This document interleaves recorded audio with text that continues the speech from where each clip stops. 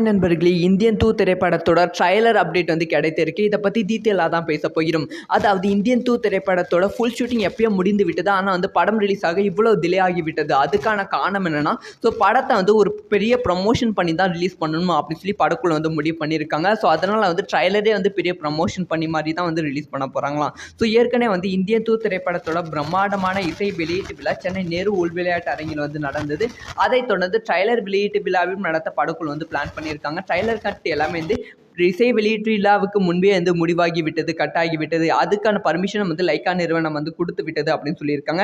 ஆனால் வந்து இன்னும் வந்து டேட் மட்டும் தான் ஃபிக்ஸ் பண்ணாமல் இருக்காங்களாம். இப்போ என்ன தகவல் வந்து கிடைத்திருக்குன்னா, ட்ரைலர் வந்து ஜூன் 30 ரிலீஸ் பண்ணலாம் அப்படிங்கிற பிளான் வந்து படக்குழு வந்து பிளான் பண்ணியிருக்காங்க அப்படின்னு சொல்லப்படுகிறது. வெறும் சாதாரண ட்ரைலராக இல்லாமல் ஒரு பிரம்மாண்டமான இசை வெளியீட்டு விழா மாதிரி ட்ரைலர் வெளியீட்டு விழாவை பிளான் பண்ணி அதை வந்து ரிலீஸ் பண்ண போகிறாங்களாம். அது மட்டும் இல்லாமல் அந்த ட்ரைலர் வெளியீட்டு விழா தமிழகத்தில் நடக்க போவது கிடையாதான், வெளிநாடுகளில் வந்து நடத்த பிளான் பண்ணியிருக்காங்களாம். அந்த ட்ரைலர் எப்படி இருக்கும், யாரெல்லாம் வந்து கமல்ஹாசன் அவர்களை பார்க்க வெயிட் பண்ணுறீங்க, இந்தியன் 2 ட்ரைலரை பார்க்க வெயிட் பண்ணுறீங்க அப்படிங்கிற விஷயத்த மறக்காமல் கமெண்ட்டில் லீவ் பண்ணிட்டு போங்க.